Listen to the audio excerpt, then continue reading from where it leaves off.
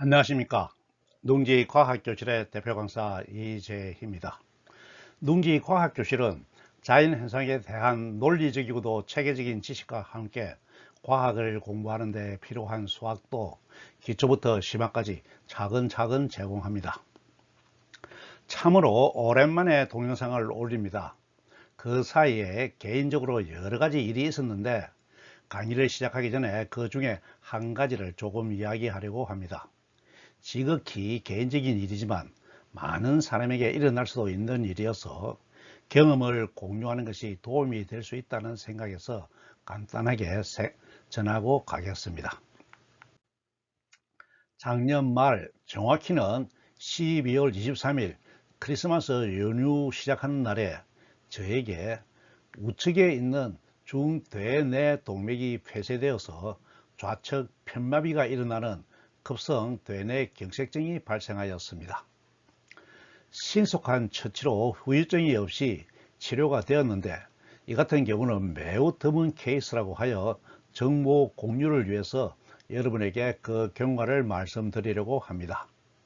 뇌질환은 우리나라에서 사망률이 암 다음으로 높은 질환이라고 하므로 누구나 예상하지 못하는 상황에서 갑작스럽게 이런 상황을 맞이할 가능성이 있으므로 후유증 없이 치료가 된 제 경우를 한번 참고로 들어두시기 바랍니다. 뇌경색은 뇌출혈과 함께 뇌졸중을 구성하는 위험한 질환입니다. 뇌졸중 학회에서는 뇌 기능에 이상이 있으면 나타나는 증상을 FAST, 패스트로 요약하여 환자 상태를 판단하고 응급처치를 하도록 권하고 있습니다. F는 페이스로 앞면이 한쪽으로 일그러진다고 합니다. E라고 소리를 내었을 때 입모양이 바르지 않게 됩니다. A는 암으로 팔에 힘을 주지 암으로 이상이 있으면 팔에 힘을 주지 못한다고 합니다. 양팔을 들면 힘이 빠진 팔은 저절로 아래로 처지는 것이죠. S는 스피치로 말이 어눌해진다고 합니다. 제 경우는 우뇌가 손상되어 언어 기능이 정상이었으므로 말을 또렷하게 정확하게 하였다고 생각을 하였는데 실제로는 근육이 마비되어 입 밖으로 나온 말은 그렇지 않았다고 합니다. 그러므로 말이 어눌한 것은 다른 사람이 확인하여야 하겠습니다. T는 타임으로 이 같은 증상이 있으면 무엇보다도 신속하게 처치하는 것이 중요하다고 합니다.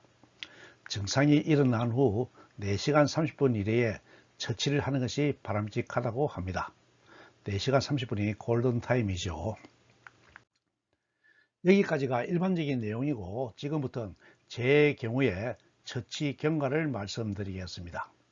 제 아내가 증상이 있는 것을 바로 확인하여 대략 10분 안에 119에 도움을 요청하였고 구급차가 와서 권역별로 하나씩 있는 심내혈관센터로 바로 이송을 하였습니다. 연휴 토요일 오후라 교통체증이 심한 시간이었는데 구급차가 신호를 무시하는 위험을 감수하고 신속하게 이송하여 주었고 이송하면서 미리 병원과 소통하여 도착하는 즉시 바로 검사를 하고 막힌 혈관의 위치와 상태를 확인하고 막힌 혈관을 뚫는 처치에 들어갈 수 있었습니다. 제 경우는 심장에서 올라온 혈전이 뇌 동맥을 막아서 일어났는데 곧바로 혈전을 제거하는 시술을 실시하였습니다. 증상이 일어나고 혈관을 뚫기까지 걸린 전체 시간은 2시간 30분 정도였습니다. 그렇더라도 2시간 정도 피가 통하지 않은 뇌 세포는 손상을 입을 수가 있는데 다행히 피가 다시 흐른 다음엔 모든 기능이 정상적으로 회복이 되었습니다. 제가 한 것이라곤 이송 중에 계속해서 심호흡을 하면서 몸과 마음을 안정시킨 것 뿐인데 잘 갖추어진 우리나라 응급처치 시스템과 우수한 의료진의 신속하고 올바른 처치로 좋은 결과를 얻은 것 같습니다. 잘못되었으면 농지과학교실의 강의를 마무리하지 못할 수도 있었다고 생각하니 참으로 다행스럽다고 생각합니다. 신속한 처치를 하였다고 하더라도 2시간 이상 뇌에 피가 흐르지 않은 부분이 있었는데도 처치 후에 완전 회복이 되는 경우는 아주 드물다고 하고, 하늘이 도왔다, 천우신조죠, 새롭게 태어났다는 말을 주위에서 하기도 하였습니다. 그만큼 좋은 결과를 얻었다는 것인데 신속한 처치가 관건이었다는 의견이 많았습니다. 그래서 이런 흔하지 않은 케이스를 여러분과 공유하고자 합니다.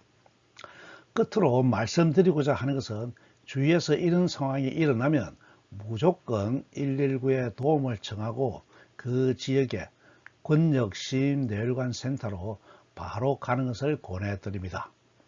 비록 시민내혈관 센터까지 거리가 좀 멀다고 해도 중간에 다른 병원에 들려서 시간을 보내는 것은 바람직하지 않다고 하겠습니다. 발견만 빨리 하면 대부분 골든타임 안에 뇌혈관 센터에 도달할 수 있다고 합니다. 자신이 거주하는 곳에 있는 권역시민내혈관 센터를 이번 기회에 한번 확인해 두시는 것도 좋겠습니다. 지금부터는 본론으로 돌아와서 다시 동영상 강의를 시작하겠습니다. 지금 원과 관련한 도형의 성질을 알아보고 있는데, 오늘은 원에 할선을 2개 그었을 때 두 할선이 만드는 선분 사이에 성립하는 성질을 살펴보겠습니다. 그리고 접선은 할선의 특수한 형태이므로 한 할선이 접선인 경우에도 같은 성질이 성립하는 것을 보이도록 하겠습니다. 오늘 증명은 내용에 맞춰서 할선분과 접선분의 정리라고 하겠습니다. 오늘 증명하는 내용은 논증기하 68번째 증명이 되겠습니다.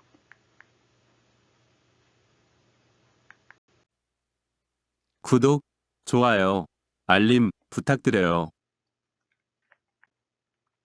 먼저 이해를 돕기 위해 오늘 다루는 용어를 복습해 보겠습니다. 원이 주어져 있을 때 원과 직선의 위치 관계에서 직선이 원을 지나는 경우 원을 2개의 활골로 분할한다는 의미로 그 직선을 할선이라고 구분하였습니다. 할선은 일반적으로 원과 2점에서 만나는데, 2교점을 이은 선분은 현이라고 하였습니다. 그리고 할선의 위치에 따라 현의 길이가 0이 되는 극한 상태가 있을 수 있는데, 이런 할선을 특별히 접선이라고 구분하였습니다. 물론 현의 길이가 0이 되는 극한 점은 접점이라고 하였지요. 주어진 원에 할선 2개를 작동하는 경우를 살펴보겠습니다. 먼저 주어진 한 원에 임의로 할선 2개를 그을 때 두 할선의 교점이 원 안에 있도록 작동할 수가 있습니다. 또 다른 경우는 주어진 원에 그은 두 할선의 교점이 원 밖에 있도록 작동할 수도 있습니다. 두 경우 외에는 다른 경우는 없습니다. 원에 할선 2개가 작동된 상태에서 오늘 증명할 도형의 성질을 알아보겠습니다. 오늘 증명할 정리를 명제로 표현하면, 두 할선이 만드는 할선분의 곱은 같다가 됩니다. 앞에서 작동한 도형에서 명제의 내용을 그림으로 설명하겠습니다. 편의상 두 할선의 교점을 P라고 하고, 한 할선이 원과 만나는 점을 A와 B, 다른 할선이 만나는 점을 C와 D라고 하겠습니다. 그러면 두 할선의 교점이 원 안에 있는 경우 교점은 각각의 할선의 2개의 할선분 PA와 PB, PC와 PD를 만듭니다. 무엇이 할선분인지 이해가 되죠? 교점이 원 밖에 있는 경우도 각각의 할선분 PA, PB, PC, PD를 구할 수가 있습니다. 어느 부분이 할선분인지 정확하게 파악하는 것이 중요합니다. 이때 한 할선분의 곱 PA와 PB의 곱이 다른 할선분의 곱 PC와 PD의 곱과 같다는 것입니다. 원 밖에 교점이 있는 경우도 마찬가지입니다.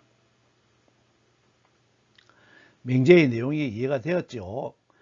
점의 부호 ABCD가 아니고 할선분의 곱으로 명제를 이해해야 합니다. 수식으로 표현하면 선분 PA 곱하기 PB는 선분 PC 곱하기 PD가 되겠습니다. 지금부터 명제를 증명하겠습니다. 두 수의 곱을 나타내는 것은 닮음의 비례식이나 넓이가 있습니다. 이 명제에서는 삼각형이 보이므로 닮음을 이용하여 증명을 해 보도록 하겠습니다. 먼저 교점이 원 안에 있는 경우입니다. 증명할 성분이 포함되는 삼각형을 만들기 위해서 현이 경계인 점 A와 C, 점 B와 D를 연결하는 선을 보조선으로 작동합니다. 그러면 삼각형 PAC와 삼각형 PBD를 그릴 수가 있습니다. 그러면 각 APC와 각 BPD는 막꼭지 각으로 크기가 같습니다. 같은 각 한 개를 더 찾으면 AA 닮음이 되는데 각 ACP와 각 DBP는 호 AD에 대한 원주각으로 그 크기가 같습니다. 또한 각 CAP와 각 DBP도 호 BC에 대한 원주각으로 그 크기가 같습니다. 따라서 두 삼각형은 PAC와 PBD 순서로 AA 닮음 삼각형이 됩니다. 따라서 증명할 성분에 대응하는 닮음비를 적어보면 성분 PA 대 PD는 성분 PC 대 PB가 되므로 비례식을 연산하면 성분 PA 곱하기 PB는 성분 PC 곱하기 PD가 되어서 증명을 마치게 됩니다. 잘 이해가 되었죠? 이번엔 두 할선의 교점이 원 밖에 있는 경우를 증명하겠습니다. 이 경우도 원리는 똑같으므로 핵심만 간단히 살펴보겠습니다. 증명할 성분이 포함되는 삼각형을 만들기 위해서 점 B와 C, 점 D와 A를 연결하는 보조선을 그립니다. 그러면 삼각형 PAD와 삼각형 PCB를 만들 수가 있고 각 APC는 공통이고 각 PBC와 각 PDA는 호 AC에 대한 원주각이므로 같습니다. 잘 따라오고 있죠? 따라서 두 삼각형은 PAD, PCB 순서로 AA 닮음 삼각형이 됩니다. 따라서 대응하는 닮음비를 적어보면 성분 PA 대 PC는 성분 PD 대 PB가 됩니다. 이 식을 연산하면 성분 PA 곱하기 PB는 PC 곱하기 PD가 되어서 증명을 마치게 되겠습니다. 아주 간단하죠. 이번엔 할선의 특수한 형태인 접선이 있는 경우를 살펴보겠습니다. 앞에서 증명한 원 밖에 교점이 있는 두 할선 중에서 한 할선이 접선인 경우엔 할선분의 곱은 접선분의 제곱과 같다는 성질이 성립합니다.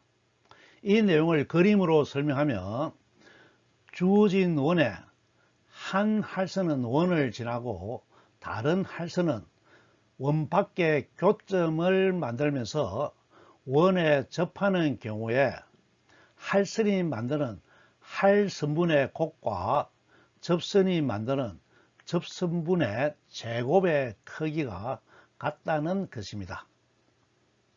무엇이 접선분인지와 명제의 내용이 잘 이해가 되었죠.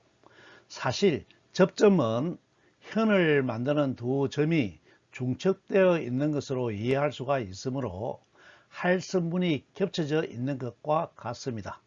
그러므로 할선분의 크기가 같으므로 할선분의 곱은 접선분의 제곱이 된다고 하겠습니다. 그러므로 이 명제는 논리적으로 설명할 수가 있습니다. 여기선 도형의 성질을 이용하여 직접 증명하도록 하겠습니다. 편의상 할선과 접선의 교점을 P, 할선이 원과 만나는 점을 A와 B, 접점을 T라고 하겠습니다. 그러면 증명할 식이 선분 PA 곱하기 PB는 선분 PT의 제곱이 되겠습니다. 선분 PT가 접선분이죠. 앞의 증명과 같은 원리로 두 수의 곱을 나타내는 닮음을 이용하기 위해서 점 A와 T, 점 B와 T를 보조선으로 연결합니다.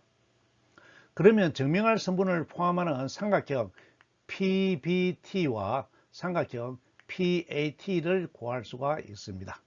이때 삼각형은 증명할 선분을 포함하는 삼각형이어야 하죠. 그러면 각 APT는 공통이므로 한 각만 같으면 AA 닮음이 됩니다. 앞에서는 같은 호에 대한 원주각이 같은 것을 이용하였는데 여기선 같은 호가 없으므로 그 정리를 적용할 수가 없습니다. 하지만 현 또는 호에 대한 원주각과 접선 현각이 같은 성질을 이용하면 호 AT 또는 현 AT에 대한 원주각 PBT와 접선 현각 각 PTA가 같습니다. 따라서 두 삼각형은 PTA와 PBT의 순서로 닮음이 됩니다. 닮음이 이해가 되었죠? 닮음비를 구해보면 선분 PA 대 PT는 선분 PT 대 PB가 됩니다. 이 비례식을 연산하면 선분 PA 곱하기 PB는 선분 PT의 제곱이 되므로 증명을 마치게 되겠습니다. 간단하죠? 어떻습니까? 증명이 명확하게 이해가 되었습니까? 증명 내용이 쉬워도 증명 과정을 논리적으로 따라가는 것이 대단히 중요합니다. 우리는 한 번만 증명하면 되니까요.